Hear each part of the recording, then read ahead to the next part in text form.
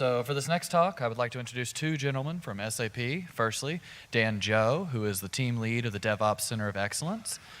Dan Joe has had a varied career, and his experiences are all brought together in his current role as he pushes forward to enhance the experience of SAP's internal customers. And secondly, Juan Martinez. Juan works in the Global Labs Developer Services. His primary function is within the operations team, where he's responsible for the maintenance of key infra pieces such as Jenkins, Git, and Nexus. His primary concerns are around managing these services at scale. Dan, Juan? I'll take this.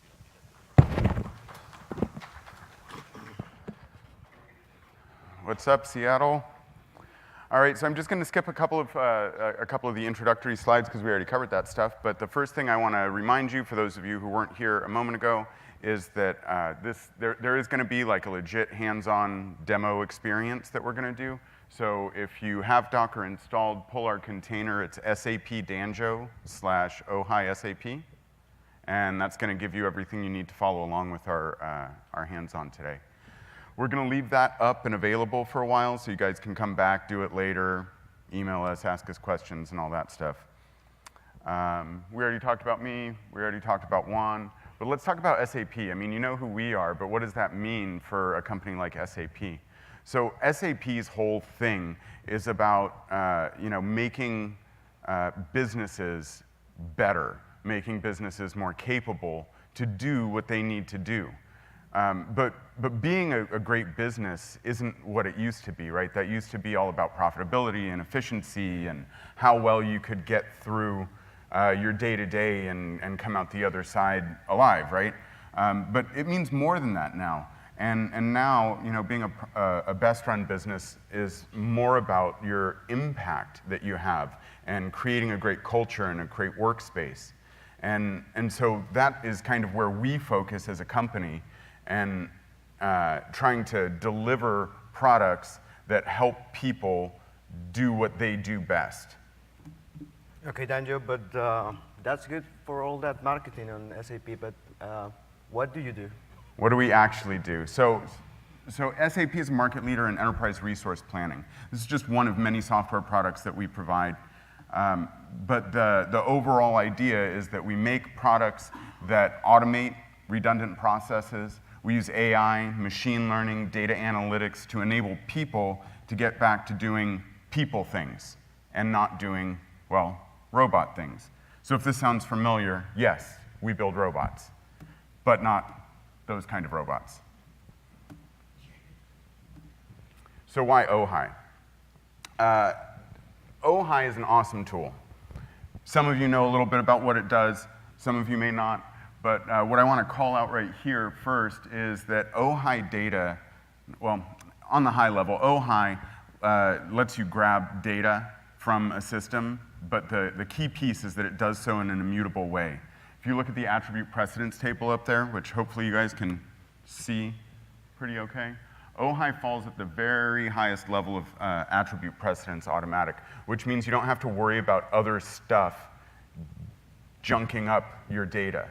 There's lots of ways to collect data, right? I mean, Chef is just a Ruby DSL, so there's like 100 different ways that you can do that same thing. But the cool thing about doing it with Ohai is really that it's immutable. Juan, you want to talk about some of the features? Okay, so some of the benefits of using these automatic attributes it's searchable. You can act on it. It is immutable as well. You cannot override it in another place where your automation is running. And it's also using for reporting. And it's easy of use for everyone as well. On the reporting topic, like one of the use cases that we had very recently is we needed to know how many systems were running a specific patch level of McAfee. Right? Yeah. Well, we're using Ohai to capture information about our installed applications and what paths they're running on and all this other information. And so we can just pull right from the server, run a knife search, and say, hey, what servers are running this? And bam, we get all that data. And that's all driven by the power of a custom Ohai plugin. And it's extensible, right? I mean, that's really what we're here to talk about is taking Ohai, which is a cool thing and provides Node OS and Node Cloud and Node Platform, but taking that and extending it beyond what it already does to do some really cool custom stuff that we want it to do or collect some custom business information from our systems. And then the last point I want to make is the ease of use, right? When we develop like chef cookbooks, the end user is usually not the only user that's going to experience your cookbook in one way or another, right? You've got downstream maintainers or collaborators that also have to deal with it. So getting into using Ohai custom resources makes the data very approachable and readable. You're abstracting all of the logic that does the work and putting that into a little node version of my app that is the exact same way that we're consuming all of the other data from Chef. So it makes it really easy to get into. And so we're going to jump into this hands-on. Again, if you have Docker up, then go ahead and pull this container. It's going to take a little bit. And while that's pulling, we're going to talk about some of the catches and gotchas for developing. Does anybody need this up still? Do we got it? Good? All right, cool. So gotchas. First off, it is a Ohai Ruby DSL. And Juan, you want to tell us why that's kind of important? Yeah, well, you can access other Ohai plugins just to put in required. Let's say if you need something from the Ohai plugin on EC2, you can put required and in quotes EC2, and you can heritage all the stuff that is in that plugin. And magically, the Ohai DSL is going to append all of the class stuff that you need. It's going to put in the Ohai double colon to whatever you're requiring to ensure that you're pulling in specifically Ohai stuff when you do a require in Ohai. The other interesting thing is that Ohai plugins never fail. Yay, wonderful, our jobs are so easy. But no, that's actually like a huge pain, right? I mean, it's cool because we don't really want to fail an entire chef run or crash Ruby because somebody pushed a bad plugin, right? That doesn't make a lot of sense. But we also want to be able to troubleshoot our plugin and understand what's going wrong. So we're going to go through some of the methods of doing that. We put up here two. One is to run Ohai log, which at first glance you look at that and you're like, that looks like a best practice. I really want to do this. But the gotcha on that is that when you log in Ohai, it doesn't log to the console. You're not logging out to standard out. You're logging to a file. So to get data from that log, that means that you've got to actually parse the log. So for troubleshooting, maybe not the greatest way to do it. We're going to show you just doing puts to put some content out and help you step through. Another thing that came up is pry, which is probably very useful. We didn't really get into playing with how we would use that with Ohai for the demo. We want to make this really approachable and straightforward, so we're just leaving it with the puts method. I will say on the log part, depending on what you're gathering, it may be very useful to go ahead and have some logged information with your Ohai plugin so that you have some traceability downstream. And then, how do you actually run Ohai, right? I mean, we're used to it just magically running itself with the beginning of a chef run, right? But how do we actually run Ohai? You pass it the -d parameter from the command line for the directory, and you just point that to the directory that your Ohai plugin is going to be in.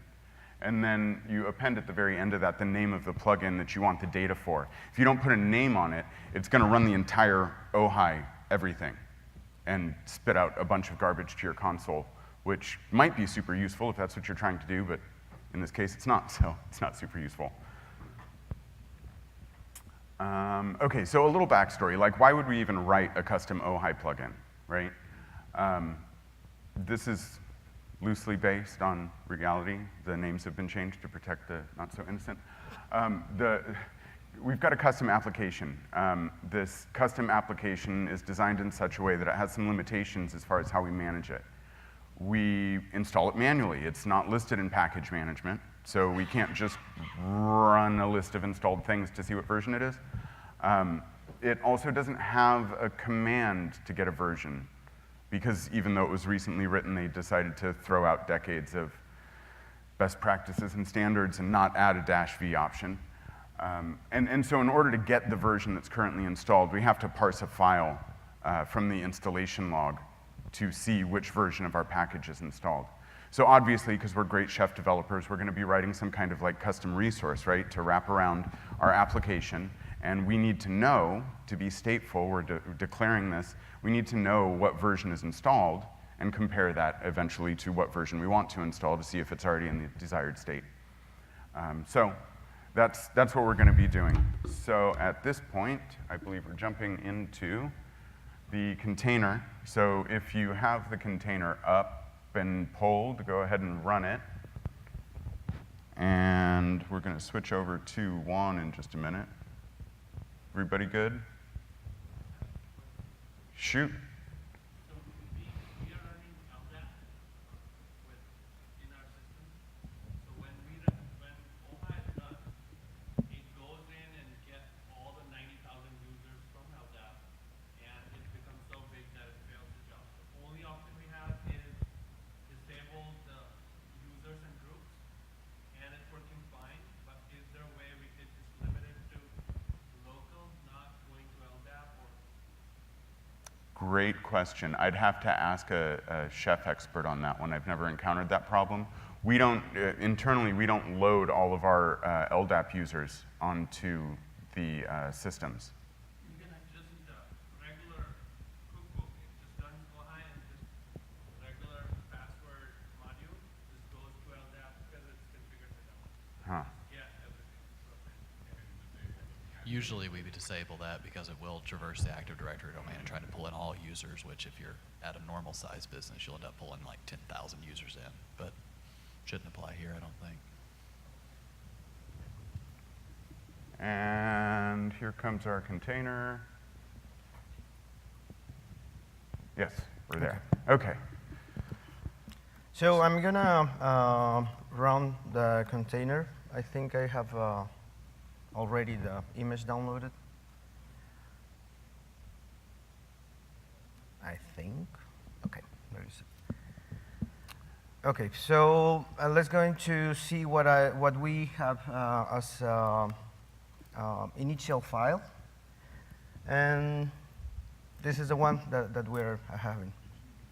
So the basic Ohai that you have here is basically just a skeleton of an Ohai plugin. This is your generic Hello World, completely useless Ohai application. It's got, at the very top, you've got the definition ohai.plugin, and then a symbol to define it, which is the name of the Ohai plugin. The next line is provides. That's just telling Ohai what to expect from this plugin. And after that, we've got, you can see there depends OS. Would pull in the OS node if we were going to use that. We've just commented it out because we're not, but just to put it there for sake of it being there. So the real important meat of this is going to be the collect data block. You notice that there's a default there, a parameter, right? So the parameter is the platform. You can have multiple collect data blocks to collect data from different types of platforms in different ways, right? So you can have Windows and Red Hat, et cetera, et cetera, et cetera.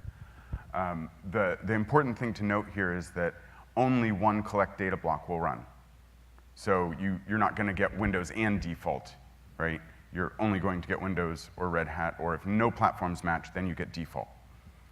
And then we define the my app, again, coming back to the name of your plugin, whatever it's going to be, as a mash. And that's going to allow us to assign as strings or symbols.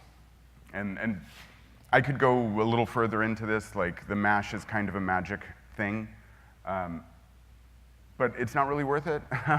The core point here is that this is the way that all of the chef documentation has it, so we want to kind of stick with the standard skeleton of what's going on there. It's functionally not useful to have any more detail about it. Lastly, we've got the actual assigning of some information into this, and that is my app thing is a string. So let's take a look at what that looks like.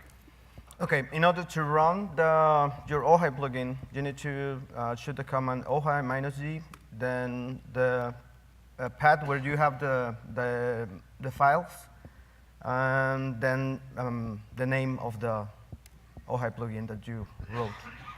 And voila, we get thing is a string, which we already knew, and it's totally useless. It's not dynamic, it's static.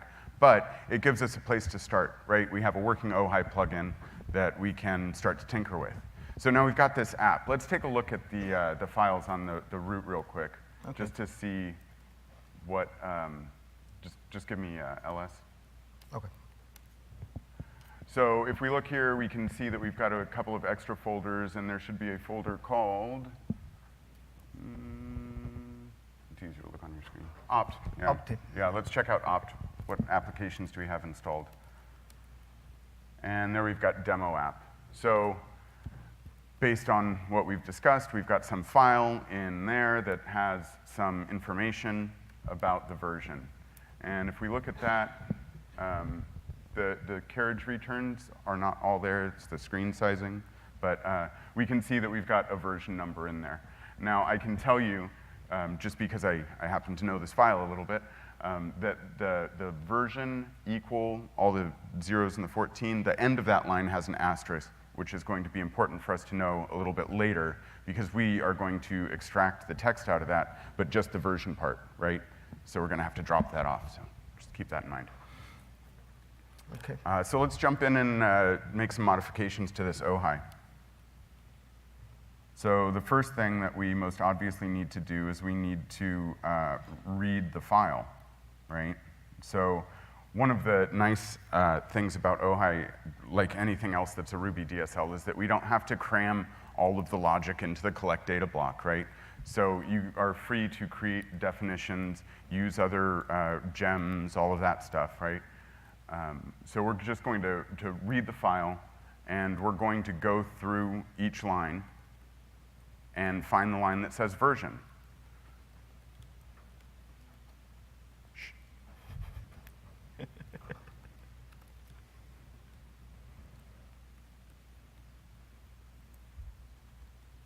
So there we're reading the file.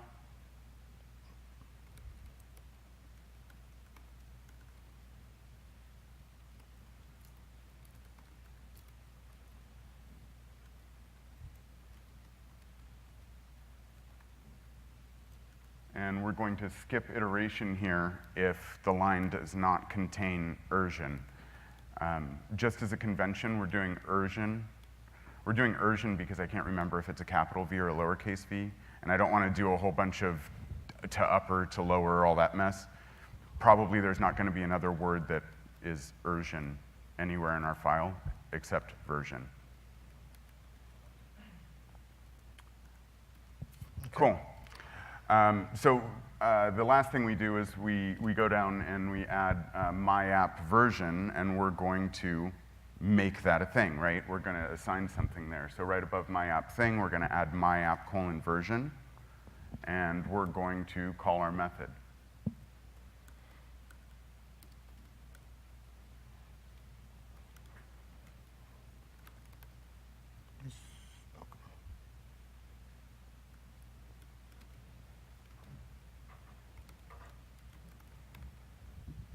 Cool. But for those of you following along, we're going to notice immediately that we don't really want the whole line, right?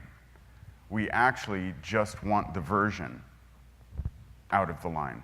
So we're going to take that line and we're going to do some stuff to it.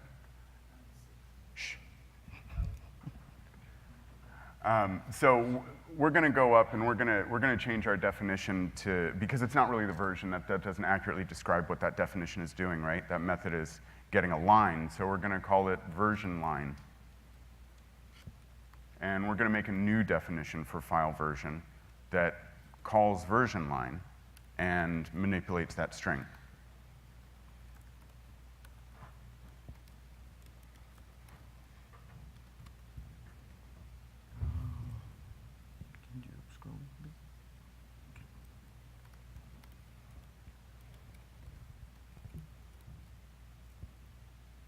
So we're going to take that version line. We knew that there was like version, equal, and a number. So we're going to split that on the equal sign. We're going to take the last array, or the last element of that array, and we're going to do a little bit of manipulation on it. Remember that asterisk I told you about? We've got to get rid of it, so we're just going to trade it out for nothing. And we are going to then strip all the white space off. And so now, theoretically, if this is all working right, you're going to see a working plugin. So let's see what it does, Juan.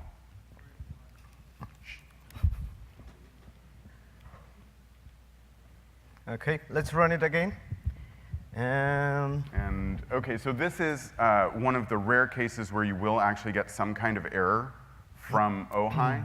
And what's happened here is we're probably missing an end somewhere. So this is an actual compile error. The entire Ruby has crashed, and this just will not work at all. So let's go back and load up our file. And let's take a look at end.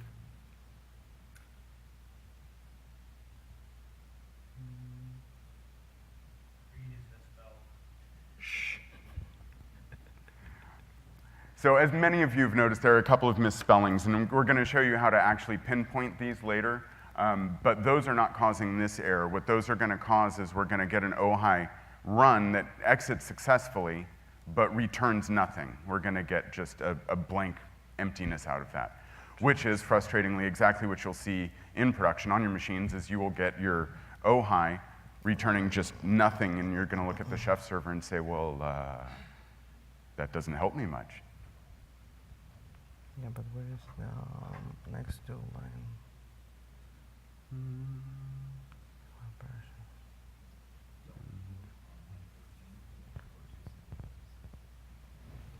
Yeah, it's too single. Right.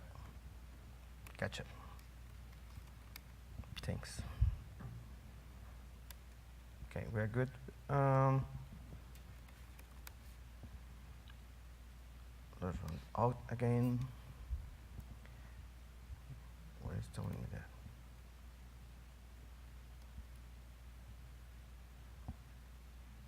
Okay. Chef Ohai plugin does not exist. It's failing to compile still. Let's go back in. And first off, let's trade those to single quotes.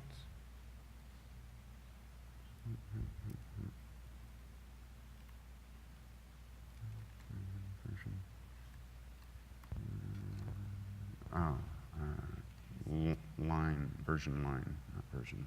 That method isn't defined. Version line. Okay. We found it.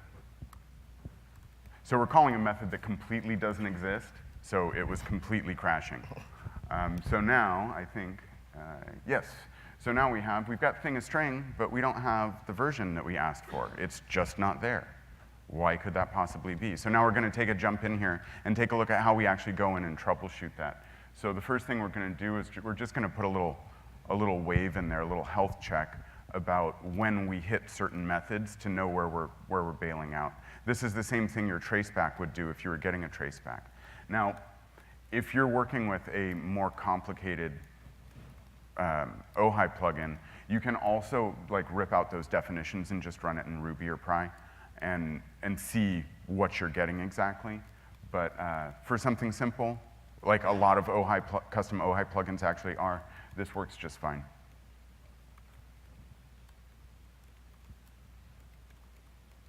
Okay. I just put a pair of puts within both methods, so we can check if we are hitting those in the actual run of the Ohai. And yes, we are entering both methods. The problem should be more in the other line. So we can see, that we hit that first method, file version. It goes to version line. We hit the version line method, so we're entering successfully. So something's obviously happening after there. And we know that we're not getting to the very last line there after version line.split, blah, blah, blah, blah, blah, right? So we're just going to go one at a time. Are we even getting a file? Let's take a look.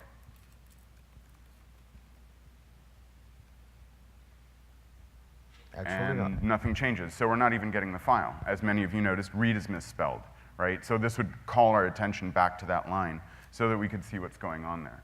We're going to fix that. And now we have a working plugin.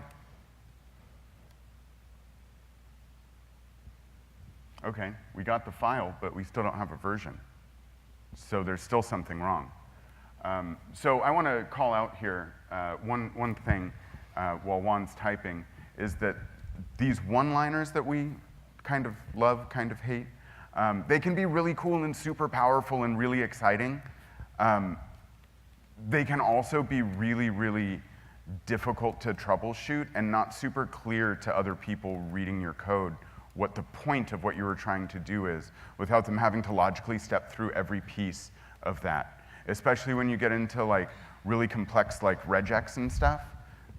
They can be really, really, one-liners can be super difficult to comprehend to somebody coming in trying to maintain, or to even you when you go back in 2 years to look at it and you're like, I don't know what that file is supposed to look like. I don't know why I'm doing all this regex or what I'm trying to extract out of it.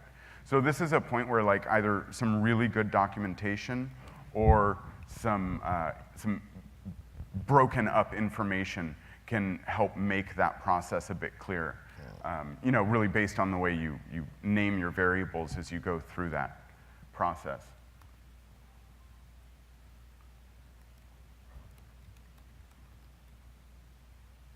You're calling the definition recursively. Just version. Okay. Yeah, sorry. So we're going to do a little bit more and see what we're getting, but we can quickly see that we're not getting through that one-liner. So we're going to have to break that up. We're going to have to troubleshoot that a little bit. In the interest of time, we're going to kind of shortcut that, and I'm going to have one show you what we would have done to do that. Basically, we just split it up at each method so that we can see which method is breaking. Those of you with very keen eyes are going to quickly notice that there is no method called GUSB. What we were attempting to go for was GSub, right? So if we fix that, we're going to get a working thing that gives us the version that we anticipate. And version is misspelled in the... Oh, nice.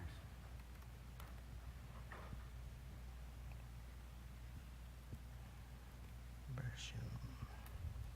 Okay.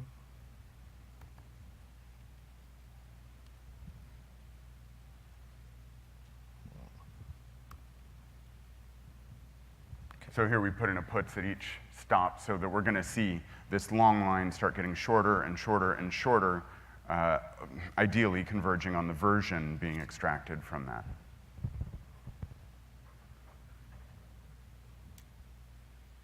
And now we can see that we got, your puts at the very end is returning null. So side note, what happened here, we saw that we got the version out of the method worked, but we returned null. That's because the last line was puts in that method. So we're returning the value of the return of puts, which was null. Now we got... And now we have a version. Voila. So, any questions on this part? Okay, awesome. So we remove and clean up a little bit our plugin, and now we will have in the... Now I still have a puts there.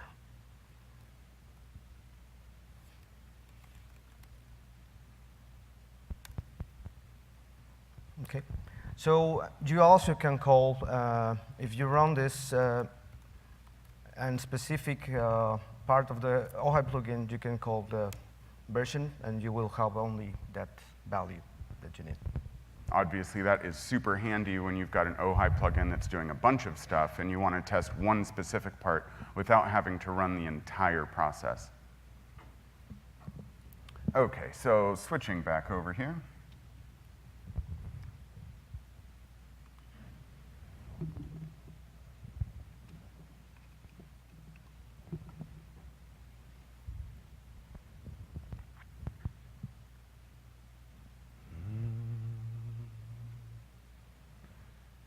So we're going to talk to you for a little bit here real quick about cool internal, is it moving? No, it's not. Oh, well, only here. We're going to talk to you about an internal plugin that we developed, which gets the information about SAP systems. Juan developed it, and as soon as we get a projector, we're going to tell you.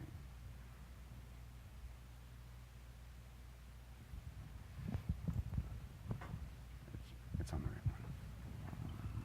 Yeah, it's supposed that is number 2, but it's not picking up.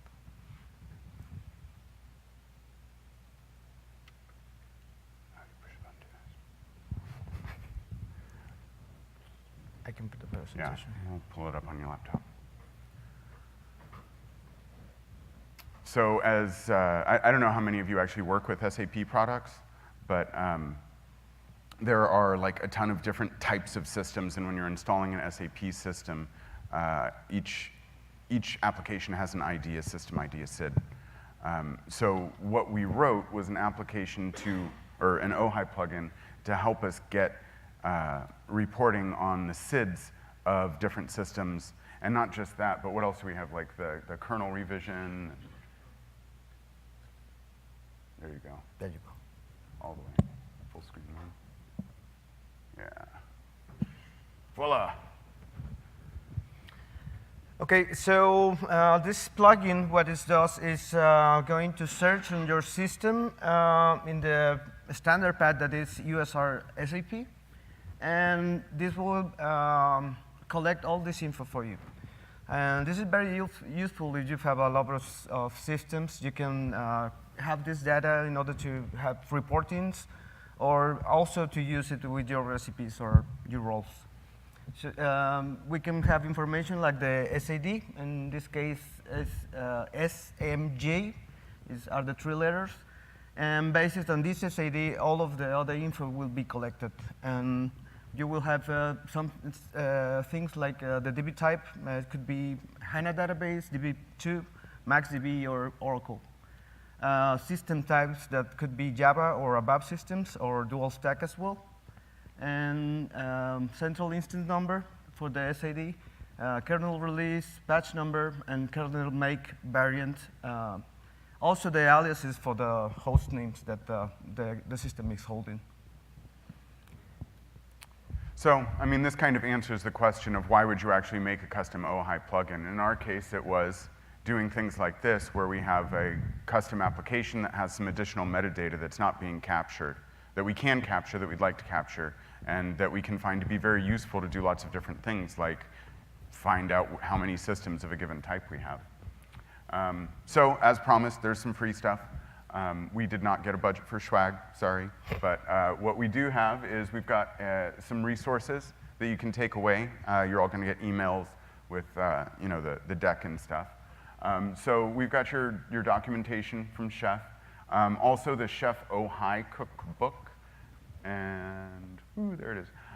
So the Ohai cookbook is how you actually take your custom Ohai plugins and deliver them to your systems in production so they actually run and capture your data. Regexer, I put that up because a lot of what you're going to do with Ohai is going to be some kind of weird stuff where you're parsing a file or reading some output from a command and then trying to get something meaningful out of that.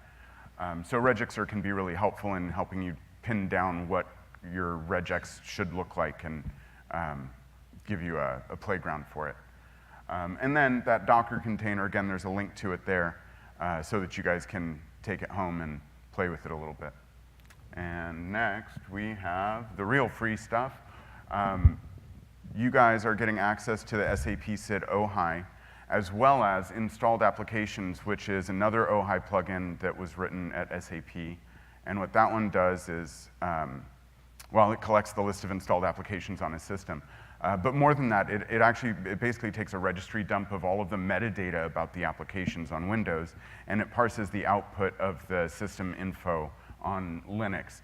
So more than, I don't know how many of you guys actually noticed this, but there's now node packages in Chef 14. So that gives you the packages that are installed in the versions. This is giving you like a bunch more metadata on that. So if you need that additional metadata, there it is. And for other open source stuff from SAP, go ahead and check out our sap.github.io. We've got a bunch of projects and a couple other chef-related things. We've got a couple cookbooks out there too. So. I forgot to mention the Ohai plugin for the SAD is working for Windows and Linux as well. It's supporting both OSs. Yeah? For sure. Yeah, absolutely. For sure. All right, well, thanks for having us, guys. Any questions or comments? Oh, hang on. Let's get a mic over to you so we can get it on the recording.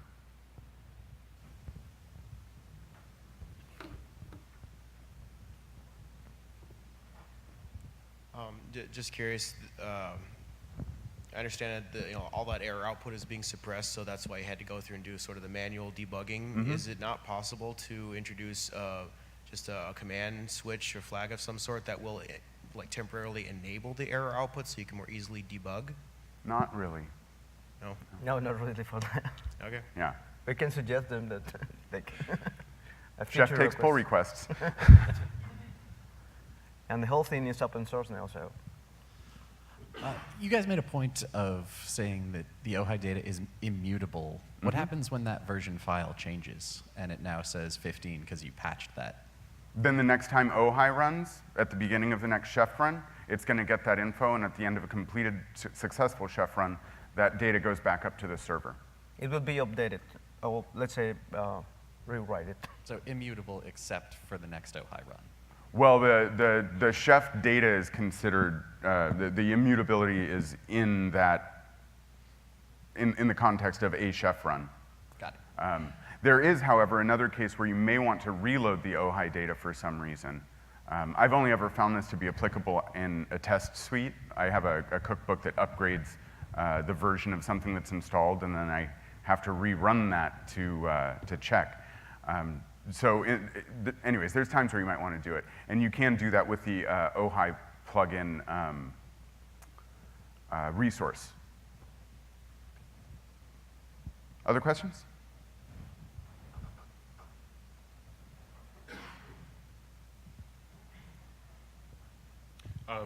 Is there any, testing frameworks available for you to go ahead and test these Ohai plugins, like unit tests or anything like that?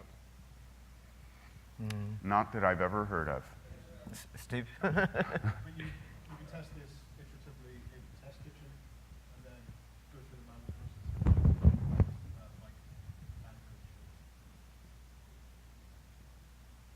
And by and large, the Ohai plugins are really very simple beasts. You're not going to have a large, massive, work of, classes and libraries to deal with. It's really generally a very small, pointed sort of thing.